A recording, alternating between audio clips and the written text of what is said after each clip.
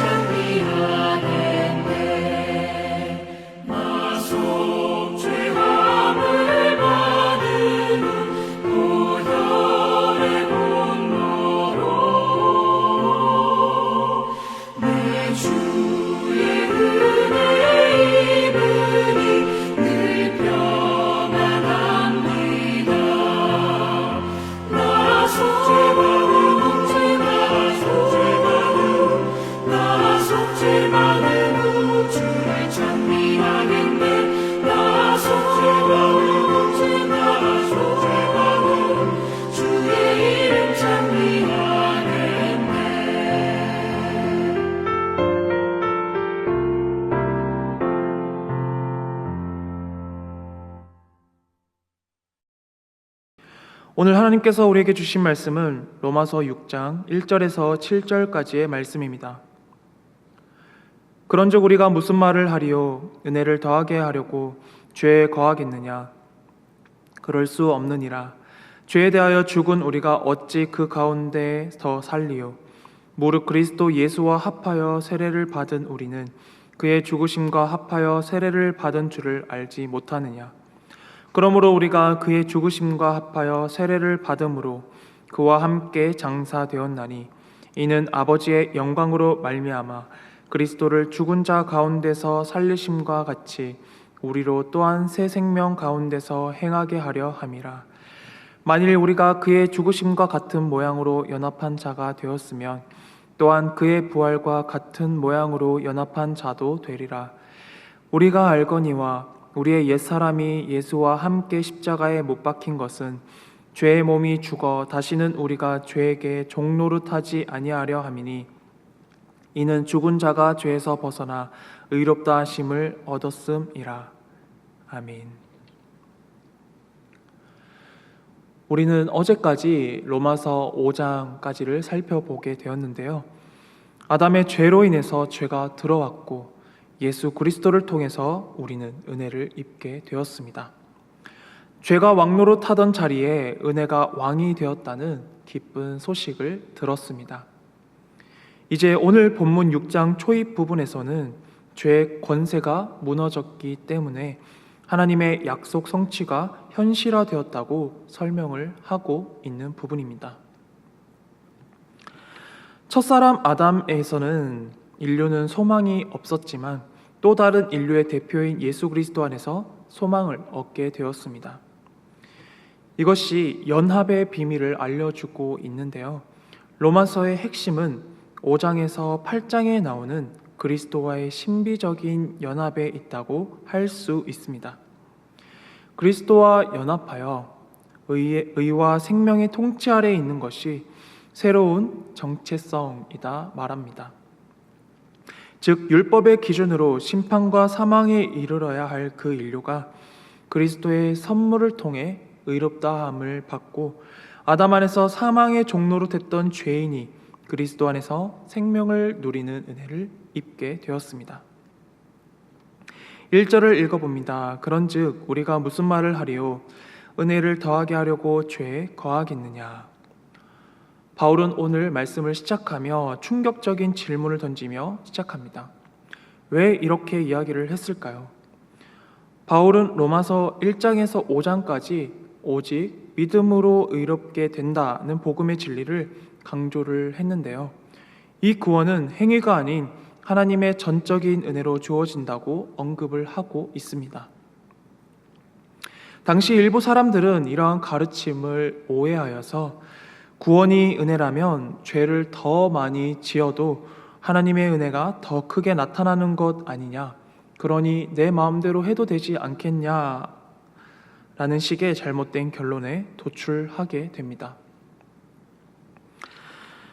바울은 이처럼 복음을 방종의 면허로 삼으려는 치명적인 논리적 오류를 정면으로 반박하기 위해서 이렇게 역설을 사용해서 질문을 던집니다.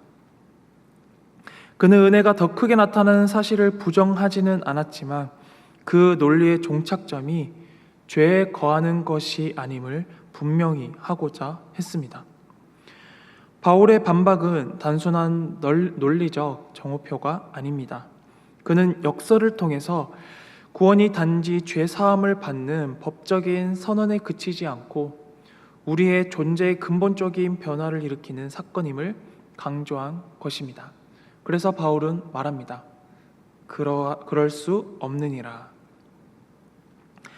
우리가 죄를 지을 수 없는 이유, 그리고 지어서는 안 되는 이유를 알려주고 있어요. 3절 그리고 4절 상반절 말씀을 읽겠습니다. 무릇 그리스도 예수와 합하여 세례를 받은 우리는 그의 죽으심과 합하여 세례를 받은 줄을 알지 못하느냐. 그러므로 우리가 그의 죽으심과 합하여 세례를 받음으로 그와 함께 장사되었나니. 우리는 예수 그리스도로 말미암아 우리의 신분이 바뀌었습니다. 그리스도인의 삶은 은혜를 빌미로 죄를 합리화하는 삶이 아닙니다. 왜냐하면 죄의 권세의 영역에서 그리스도의 권세의 영역으로 옮겨졌기 때문입니다. 바울은 오늘 이 본문을 통해서 신분 변화를 세례라는 그림으로 설명을 하고 있는데요. 세례를 받을 때 물속에 잠기는 것은 예수 그리스도와 함께 죄에 대해서 죽었다라는 의미입니다. 그리고 세례를 받다라는 이 표현은 바로 뛰어들다라는 의미를 내포하고 있습니다. 바로 회심의 순간에 권세의 영역으로 뛰어들어가는 것에 대한 은유로 볼 수 있습니다. 우리의 옛 자아, 곧 죄의 종이었던 그 자아가 십자가에 못 박혔다는 것을 상징적으로 보여주고 있는 것이에요. 물에서 다시 올라오는 것은 예수님의 부활에 연합하여 새로운 생명을 얻는 것을 의미합니다. 예수 그리스도와의 연합으로 인해 그리스도의 죽으심 안으로 우리가 들어가는 것이에요. 예를 들어서요, 미국 남북 전쟁 후에 노예 제도가 폐지되었음에도 불구하고 일부 노예들은 여전히 주인의 눈치를 보며 살아갔다고 합니다. 그들은 법적으로 자유인이 되었음에도 불구하고요, 여전히 자유롭지 못하게 그 과거의 삶에 눈치를 보며 노예처럼 살았습니다. 눈치를 보지 않아도 되는데도 말입니다. 우리도 마찬가지 아닐까요? 이미 죄에 대해 죽었는데도 여전히 죄의 명령에 따라 살아가는 경우를 바울은 그럴 수 없다라고 말을 하고 있는 것이에요. 그렇게 우리는 더 이상 그 과거의 죄에 묶여 사는 존재가 아닙니다. 우리는 그리스도와 함께 죽으심으로써 죄에 대한 법적 의무가 완전히 끝난 것이에요.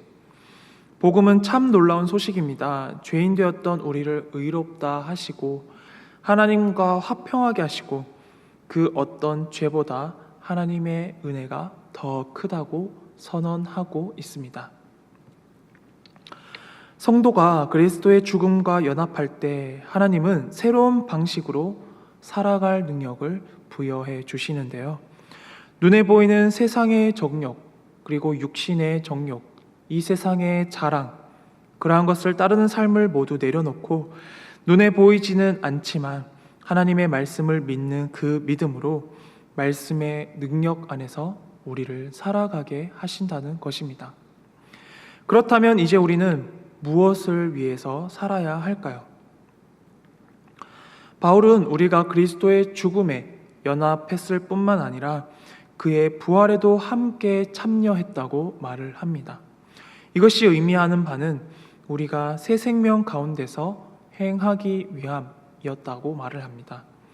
6절 말씀을 읽어보겠습니다. 우리가 알거니와 우리의 옛사람이 예수와 함께 십자가에 못 박힌 것은 죄의 몸이 죽어 다시는 우리가 죄에게 종노릇하지 아니하려 함이니. 예수님께서 십자가에 못 박히셨을 때 우리 옛사람도 죽었습니다. 죄를 즐기던 그 시절, 본성, 자기중심적인 태도, 세상의 쾌락을 따르던 그 옛 자아는 더 이상 우리를 지배하지 못합니다. 바울은 이것을 가리켜 죄의 몸이 죽었다라고 표현을 하고 있는 것이에요. 여기서 말하는 죄의 몸은 육체가 아닙니다. 죄의 지배 아래 있었던 그 자아를 가리킨다는 것이에요. 이제 우리의 몸은 더 이상 죄의 도구가 아니라 하나님의 의를 위한 도구가 되어야 합니다. 우리가 그리스도를 믿고 세례를 받았을 때 우리는 이미 죄의 노예 상태에서 해방이 된 것입니다. 우리는 이제 자유인입니다. 그러니 다시 노예 상태로 돌아갈 필요가 없다는 것이에요. 그리고 그 자유를 만끽하며 그 자유를 주신 분의 뜻대로 살아가야 합니다. 마지막 7절 말씀을 읽어봅니다. 이는 죽은 자가 죄에서 벗어나 의롭다 하심을 얻었음이라. 이제 죄는 우리의 삶을 주관하지 못합니다. 여기서 말하는 의롭다 하심을 얻었다라는 말은 죄가 더 이상 지배하지 못한다, 할 수 없다라는 법적 선언입니다. 죄는 더 이상 우리에게 명령할 권한이 없습니다. 죄가 우리의 주도권을 빼앗아 마음껏 조정하려 할 때 우리는 나는 이미 죽었다라고 말할 수 있는 믿음의 고백이 있어야 합니다. 이것이 바로 복음의 권세입니다. 그럼에도 이러한 놀라운 소식에도 불구하고 우리는 여전히 죄와 싸우며 살아가고 있습니다. 나는 왜 그 죄를 여전히 반복을 할까? 나는 왜 여전히 쉽게 화를 내고 낙심을 할까? 육신을 입고 사는 한 우리는 죄의 유혹에서 완전히 자유로울 수는 없습니다. 그러나 중요한 사실은 죄가 더 이상 우리를 다스리지 못한다는 사실입니다. 그러므로 넘어질 때마다 낙심하기보다는 다시 복음 앞에 서야 합니다. 그리고 다시 믿음으로 일어서야 합니다. 복음은 우리에게 선포합니다. 여러분들은 더 이상 죄의 종이 아닙니다. 여러분들은 죄에 대해 죽었고 이제는 새 생명 안에서 살아가는 사람들입니다 라고 말입니다. 우리는 이제 은혜의 통치를 받는다는 사실을 날마다 기억해야 할 것입니다. 사랑하는 성도 여러분, 우리의 신분은 완전히 바뀌었습니다. 이 놀라운 진리를 우리의 마음속에 넣고 매일 기억하며 살아가기를 바랍니다. 우리는 과거의 죄의 나라에 속해 살았었고 그 나라의 법과 규율 아래서 끊임없이 종노릇하며 살았습니다. 그 나라의 법과 규율 아래서 끊임없이 살았습니다. 우리의 손에는 죄의 법이 새겨진 낡은 여권이 들려 있었습니다. 그러나 예수 그리스도께서 우리를 위하여 십자가에 죽으심으로 그 낡은 여권은 이제 폐지가 되었습니다. 우리의 옛 신분은 사라졌고요. 우리는 새로운 나라의 시민권을 얻게 되었습니다. 우리는 죄의 나라가 아닌 은혜의 나라에 속한 백성입니다. 그리스도와 연합함으로 우리는 달라졌기 때문입니다. 바울이 그럴 수 없느니라고 단호하게 알려준 것처럼 자유인이 된 우리가 어찌 다시 스스로를 종이라 부르며 옛 감옥으로 돌아가려 하겠습니까? 천국 시민권을 얻은 우리는 그 낡은 여권을 움켜잡을 필요가 더 이상은 없습니다. 이제 우리가 살아갈 삶은 우리의 힘과 노력으로 죄와 싸워 이겨내는 삶이 아닙니다. 이미 주신 은혜와 구원받은 그 감사함으로 새로운 나라의 주인 되신 주님의 법과 그분의 뜻을 따라 살아가려 하는 삶입니다. 혹 성도 여러분들 삶에서 아직 죄, 옛된 습관으로 어려움을 겪고 계시거나 혹은 죄가 붙잡고 있어서 흔들리려고 하는 그러한 마음이 있을 때마다 믿음으로 선포하시기를 바랍니다. 나는 이미 죄에 대하여 죽었고 예수 그리스도의 은혜로 말미암아 새로운 삶을 살고 있다. 우리의 하루하루가 은혜의 나라 속에 속한 자로서 당당하고 기쁨이 넘치는 자유인이 되어야 합니다. 우리가 서 있는 곳을 바라볼까요? 우리는 더 이상 죄의 권세 아래에 있는 노예가 아닙니다. 우리는 그리스도와 함께 죄에 대하여 죽었고 하나님 나라에 대해서 산 자가 되었습니다. 그러므로 우리의 삶은 왜 죄를 짓지 말아야 하는가라는 의무 문제가 아니라 어떻게 하면 이 받은 놀라운 은혜의 기적을 가지고 그 은혜의 기적 안에서 자유와 은혜를 온전히 누릴 수 있을까라는 고민과 질문을 가지고 살아야 한다는 것입니다. 우리는 바뀌었습니다. 주님의 은혜로 바뀌었습니다. 그리고 하나님의 은혜로 의로움을 입게 되었습니다. 사랑하는 성도 여러분, 복음은 단지 천국행 티켓이 아닙니다. 복음은 우리가 살아가는 방식을 새롭게 바꾸는 능력입니다. 우리가 살아가는 그 방향을 제시를 해주고요. 주님께로 나아가는 삶을 살아내게 하는 능력이 있습니다. 이제 죄는 더 이상 우리의 주인이 아닙니다. 예수 그리스도만이 우리의 주인이십니다. 죄는 왕노릇 할 수 없고 은혜가 우리의 삶을 다스릴 것입니다. 오늘 하루도 주님 안에서 살아가십시오. 예수 그리스도께서 십자가에 못 박혀 죽으심으로 말미암아 우리에게 큰 은혜를 부어 주셨습니다. 우리가 겪고 있는 죄의 문제보다 훨씬 큰 그 주님을 붙들며 살아가길 주님의 이름으로 소망합니다. 은혜로 말미암아 구원받은 삶을 살아가게 하신 하나님 감사합니다. 우리가 죄에 대하여 죽고 그리스도 안에서 새로운 생명을 얻었음을 믿음으로 고백합니다. 주님, 우리의 삶 속에서 여전히 죄가 유혹하고 넘어뜨리려 할 때마다 우리가 이미 죄의 종이 아니라 하나님의 자녀임을 기억하게 도와 주옵소서. 이제는 죄를 이기려 애쓰는 것이 아니라 이미 주신 승리를 누리며 살게 하시고 우리의 발걸음마다 은혜가 드러나는 통로가 되게 하여 주옵소서. 예수님 이름으로 기도드립니다. 아멘. 하늘에 계신 우리 아버지, 아버지의 이름을 거룩하게 하시며 아버지의 나라가 오게 하시며 아버지의 뜻이 하늘에서와 같이 땅에서도 이루어지게 하소서. 오늘 우리에게 일용할 양식을 주시고 우리가 우리에게 잘못한 사람을 용서하여 준 것 같이 우리 죄를 용서하여 주시고 우리를 시험에 빠지지 않게 하시고 악에서 구하소서. 나라와 권능과 영광이 영원히 아버지의 것입니다. 아멘.